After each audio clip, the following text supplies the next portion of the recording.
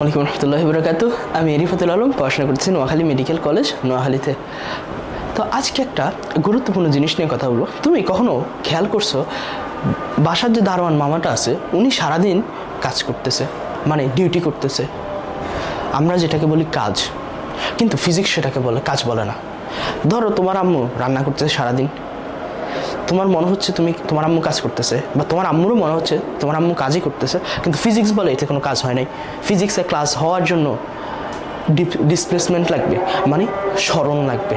সেই স্মরণ ছাড়া কাজ সম্ভব না। এখন আমরা সেই ফিজিক্সের ঐতিহাসিক কাজ নিয়ে কথা বলবো। ফিজিক্সের ভাষায় কোনগুলা কাজ, কোনগুলা কাজ না, কিভাবে আমরা কাজগুলো ডিফাইন করবো, সেই জিনিসগুলো আজকে দেখার চেষ্টা করবো। তো আজকে মেডিফিজিক্সে কাজ নিয়ে অনেক কঠিন কিছু আসে না, নর্মাল জিনিসগুলো আসে। সেই নর্মাল জিনিসগুলো আমরা কীভাবে খুব দ্রুত অ্যান্সার করতে পারি সেগুলো আজকে দেখার চেষ্টা করবো। তো দেখি আমাদের কাজের যে ফর্মুলা, ঐতিহাসিক ফর্মুলা, এটা আমরা সবাই জানি। কাজের ফর্মুলাটা কি?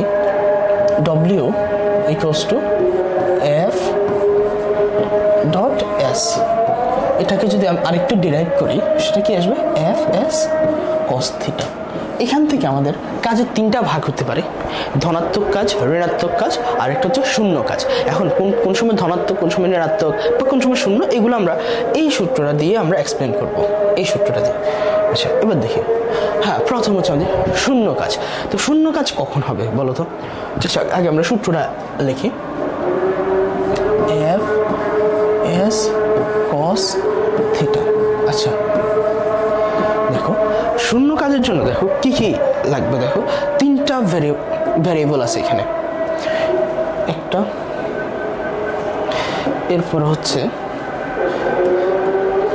এই যে S, আর হচ্ছে এই cos থিটা। তিনটার যে কোনো একটা যদি শূন্য হয়, দ্যাট মিনস আমার এই ইকুয়েশনটা শূন্য আসবে, রাইট? ডব্লিউটা শূন্য আসবে, রাইট? এখন আমাদের তিনটার যে কোনো একটাকে শূন্য করতে হবে। এফ বল যদি প্রয়োগ না হয় তো সেখানে কাজের তো কোনো কথাই নেই, এটা তো বোঝাই যায়। তো এইটা আসলে খুব একটা লাগে না, বাকি লাগে হচ্ছে এই দুইটা থেকে আমরা এক্সপ্লেন করব। দেখো, বল প্রয়োগ হচ্ছে মানে আমার যদি S শূন্য হয়, ওয়েদার S শূন্য হতে হবে, ওয়েদার cos থিটা শূন্য হতে হবে। ধরো S আমরা শূন্য করব বা শূন্য হতে হবে, তো S এর ক্ষেত্রে দেখো S কখন শূন্য হবে, মানে আমি বল প্রয়োগ করছি কিন্তু S শূন্য না। এটার একটা বাস্তব উদাহরণ কি জানো? এই যে ধরো আমি এই যে বোর্ডটা আছে বা ওয়ালটা আছে, আমি ওয়ালটাকে ধাক্কা দিলাম জোরে, বল প্রয়োগ কিন্তু যথেষ্ট পরিমাণে করছি, কিন্তু আমার কি হচ্ছে, এটা হচ্ছে স্মরণ হচ্ছে না, মানে এটা ওর জায়গায় আছে, স্মরণ হয়নি। আমি বল প্রয়োগ করছি কিন্তু স্মরণ হয়নি, দ্যাট মিনস এখানে কোনো কাজ হয় না, কাজ শূন্য। এরকম কেস হতে পারে যখন আমার S শূন্য। আরেকটা কেস কি হতে পারে, দেখো cos থিটা যদি শূন্য হয়, cos থিটা যদি শূন্য হয়, ধরো আমি বল প্রয়োগ করছি, আমার স্মরণ করছে, বাট আমার cos থিটাটা শূন্য। cos থিটা শূন্য মানে কি? cos থিটা শূন্য, দ্যাট মিনস থিটা হচ্ছে 90 ডিগ্রি। তাহলে কিরকম কেস হতে পারে? এই কেসগুলো দেখছো আই থিঙ্ক তোমরা। আমি বল প্রয়োগ করলাম, ধরো এই যে এই বরাবর এই একটা বস্তু আছে, আমার কাছে বস্তু আছে, আমি বল প্রয়োগ করলাম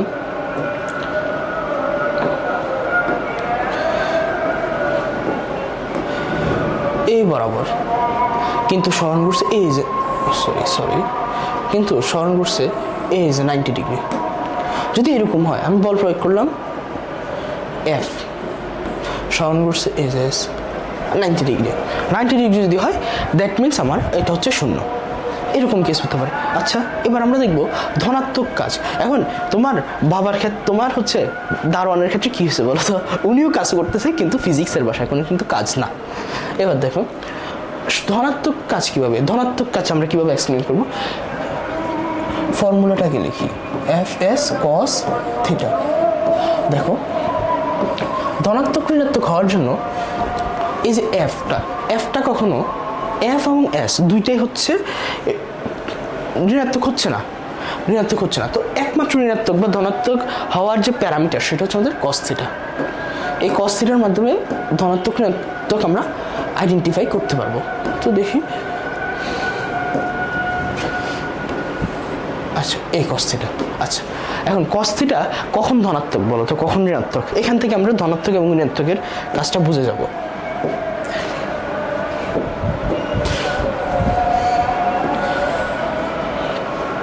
আচ্ছা, এই যে এখানে প্রথম কক্ষপথে অনেক আগে, একেবারে প্রথম আগে পড়ছো, অনেক বাচ্চাকালে পড়ছো, এখানে সকল হচ্ছে পজিটিভ, মানে হচ্ছে আমার প্রথম কক্ষপথে। দ্বিতীয় কক্ষপথে সাইন আর কসেক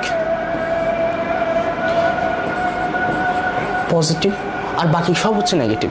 তো আমরা যদি চিন্তা করি, দেখো প্রথম কক্ষপথ এবং দ্বিতীয় কক্ষপথ, আর এই নিচেরগুলো চিন্তা করছি না, কারণ আমরা গ্রাউন্ড লেভেলে চিন্তা করছি। গ্রাউন্ডের নিচে আসলে আমরা চিন্তা করতেছি না। ধরো এটা হচ্ছে গ্রাউন্ড, আমার এক অক্ষটাই গ্রাউন্ড, তো উপরের গুলাই চিন্তা করতেছি, নিচের গুলা চিন্তা করতেছি না। তো দেখো, যদি আমার এটা কত ডিগ্রি, এটা হচ্ছে 0 ডিগ্রি, রাইট? এটা হচ্ছে 0, এটা হচ্ছে 90, আর এটা হচ্ছে 180 ডিগ্রি। দ্যাট মিনস দেখো, এই যে 0 ডিগ্রি থেকে 90 ডিগ্রি, সেটা হচ্ছে আমাদের ধনাত্মক কাজ। 90 ডিগ্রি থেকে 180 ডিগ্রি হচ্ছে আমাদের ঋণাত্মক কাজ। কেন জানো? এই যে এখানে হচ্ছে সাইন আর কসেক হচ্ছে ধনাত্মক এবং বাকি সব হচ্ছে ঋণাত্মক। এবং কেন ধনাত্মক ঋণাত্মক, এটারও এক্সপ্লেনেশন আছে, আজকে এক্সপ্লেন করবো না এটাকে। তো এই যে এতটুকু হচ্ছে ধনাত্মক, এতটুকু হচ্ছে ঋণাত্মক। 90 ডিগ্রি হলে কি 0। তাহলে আমরা কিভাবে বলতে পারি বলো তো, যে ধনাত্মক, এই যে ধনাত্মকের ক্ষেত্রে আমরা কিভাবে বলতে পারি যে 0 ডিগ্রি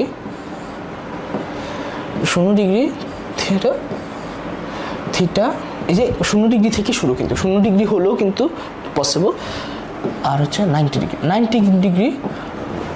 এটা কিন্তু 90 ডিগ্রি হলে হবে না, 90 ডিগ্রি থেকে কম হতে হবে, নট ইকুয়াল। 90 ডিগ্রির ইকুয়াল হলে কিন্তু শূন্য কাজ, 90 ডিগ্রি থেকে কম হতে হবে। এই যে আমাদের ধনাত্মক কাজ, আমরা জাস্ট এইখান থেকে বুঝে গেছি। এবার দেখো ঋণাত্মক কাজ কখন হবে, নেগেটিভ।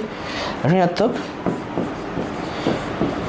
90 ডিগ্রি থেকে, এই যে 90 ডিগ্রি, এখান থেকে not equal, less than not equal, right? তো এই যে 180, এটা কিন্তু ইকুয়াল, ইয়েস। এইটা হচ্ছে আমাদের ঋণাত্মক কাজ। তো বুঝছো, এই যে এখান থেকে বুঝছো 90 ডিগ্রি হলে কি, 90 ডিগ্রি হলে হচ্ছে আমাদের শূন্য কাজ। এই হচ্ছে ধনাত্মক ঋণাত্মক কাজের একেবারে বেসিক লেভেল এক্সপ্লেনেশন।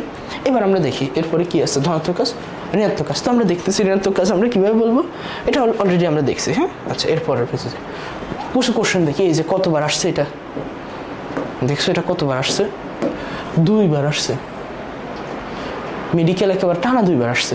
কি এমন প্রশ্ন আমরা দেখি। হ্যাঁ, স্মরণ এবং বল এবং স্মরণের মধ্যবর্তী কোণ যদি শূন্য হয়, কাজের পরিমাণ কত হবে? খুবই simple, F S cos theta,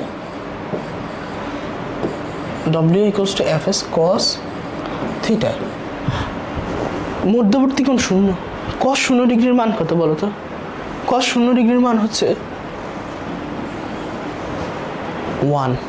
1 হলে কি এফ এস, এই যে এইটাই তো।